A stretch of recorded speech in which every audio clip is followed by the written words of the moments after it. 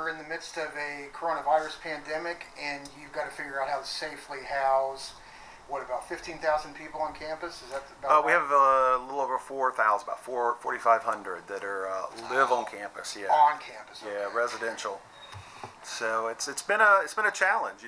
We've never dealt with something like this before. I've been in higher education now for 20 years, and it certainly has had its share of challenges and different scenarios that have come up. I remember vividly, I was working in housing during 9/11, and I kind of remember that felt like a shift in how we did work, kind of the culture on the campus, and this has been the same thing. Bringing students back to campus for the first time since spring break in March has been something we've given a lot of thought to, because we do want to make sure it's safe. Sure. We house primarily first-year students on campus, and we recognize that they're coming to campus and looking for community. Everyone looks for that opportunity to feel like they're part of the Auburn family. And as we wear masks and as we try to interact at times in a more virtual manner, that community can look very different. Now, the advantage I think that maybe these students have is they're used to developing some virtual community through some of the social media platforms, gaming, etc., but there's nothing that's ever going to take the place of sitting down, breaking bread together without a mask and conversing and getting to know each other. And so trying to find opportunities to do that at the same time as making sure we keep things safe. On campus, what we've done in our residence halls is we've elongated our move-in process, and you'll have a chance later to talk to some of our housing staff, and they can talk to you exactly about what that looks like. But we've over doubled the amount of days that students have to move in. We were hesitant about that. Auburn is known again for that family feel, and when folks move in as a freshman, they're used to having a ton of volunteers. The family loves to come together, help out students. But we've said this year, we're not going to have volunteers. We ask that you limit the number of folks that you bring to campus. But it's gone remarkably well. If you look at the Facebook and the Instagram accounts for housing and the feedback that I've received, the parents understand, the students understand. I think they, in some ways, this is their second or third student they've moved in. They like the more laid-back feel of this move-in, even though they're having to do maybe a little bit more of the work themselves. It feels in 95-degree weather. Yeah, and they feel that they can do it at their own pace versus it kind of being a very hectic. I mean, if you've ever been on campus during a move-in day, be it when sororities return to campus or potential new member move in, I mean, it's like a anthill. I mean, you just see activity everywhere, and so this has kind of slowed things down, and that's important, I think, to reduce the density for that move-in period.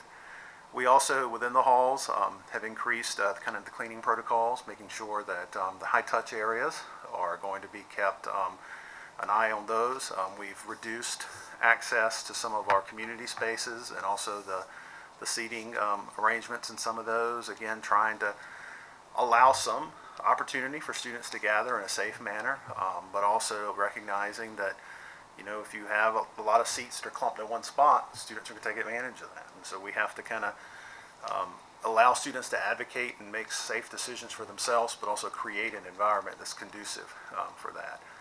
Another thing that we're doing is asking that students not have guests. Typically you can have guests in the residence halls. This year we're asking them not to have guests, so only the folks who are in the halls. That kind of allows us to control who's in, who's out. Asking folks to wear in common spaces, as we are right now, masks. So as they come into the building and they're walking down the halls, they'll be wearing masks. Housing and risk management looked and felt that, from what we were looking at, we had the ability to keep roommates when that was something that was in place already. There was enough spacing there. I know a lot of institutions are struggling. I'd say it's probably about half and half, those who have reduced the density in the rooms and those who have not. We feel safe with the decision we've made.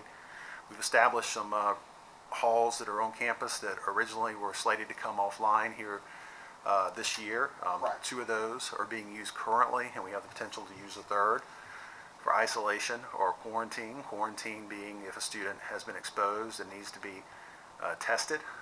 Isolation being a student has been tested and has tested positive.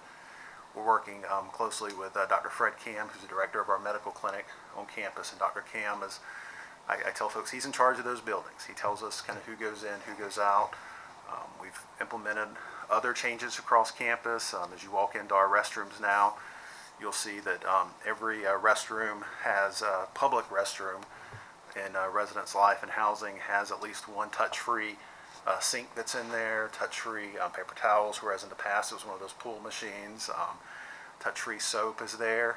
We've tried to take action on a lot of the water fountains to make sure those common use water fountains aren't being utilized, trying when we can. And a lot of the stuff's on back order, so we're implementing it as it comes in, but kind of the water fill stations, putting those in so that folks, and those will be touch-free, so folks aren't having to touch a lot of the same things.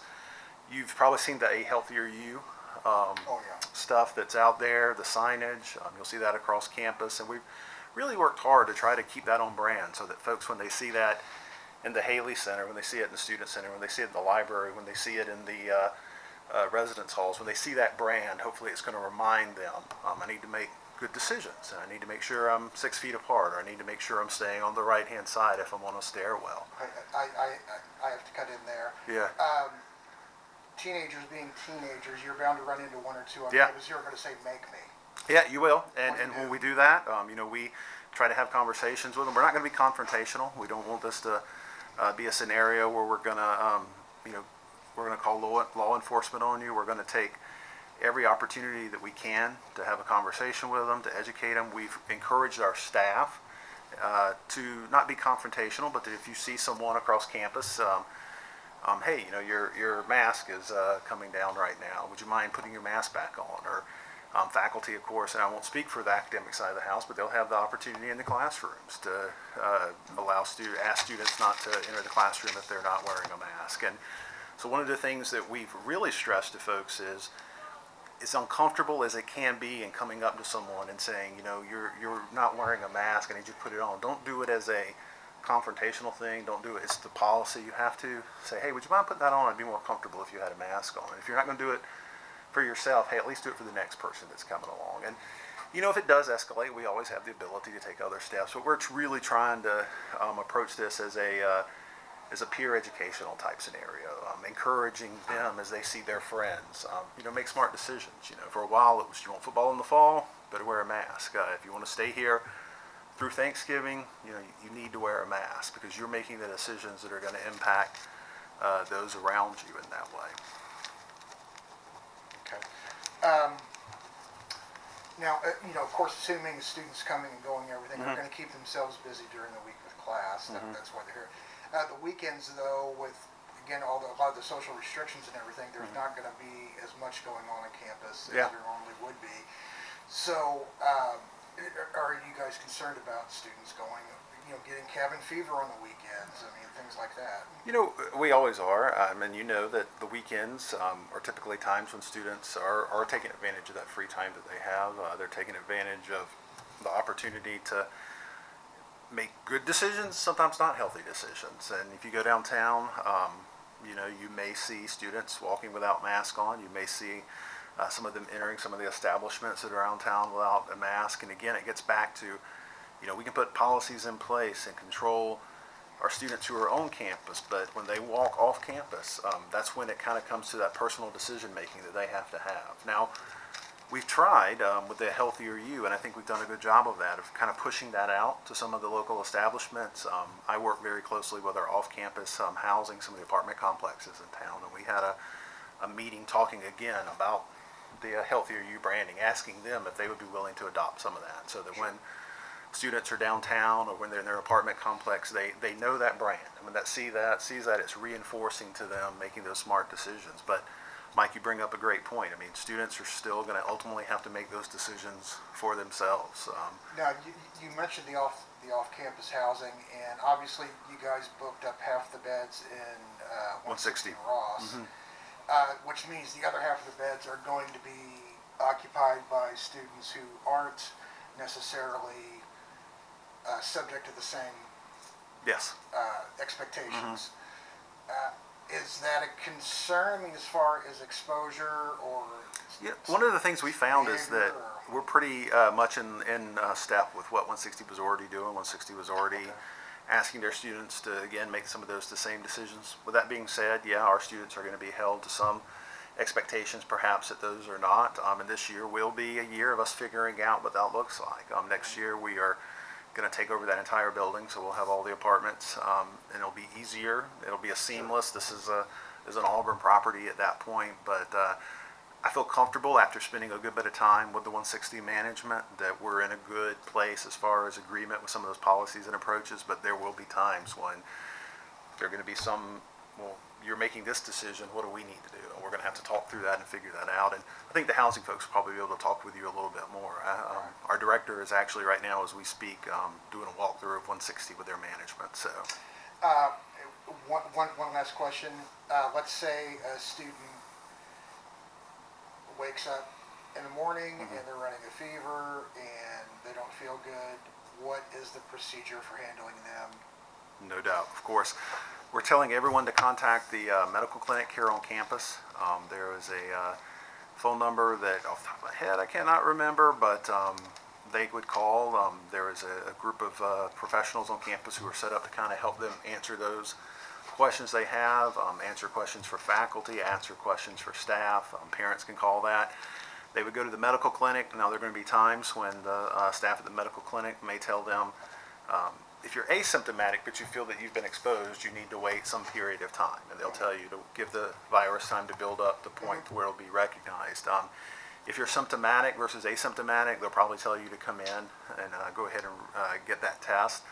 Once that test is completed, then if it's an off-campus student, Dr. Cam and his staff will work with that individual. They'll try to do some contact tracing to see who those individuals have been exposed to. If they're a residential student, we have that protocol in place again for the quarantine or the isolation housing to make sure those students are in those safe spaces. We've already got linens in all those spaces. They would take with them any materials they would need for entertainment or classes, and we'll make sure they get fed during those times as well.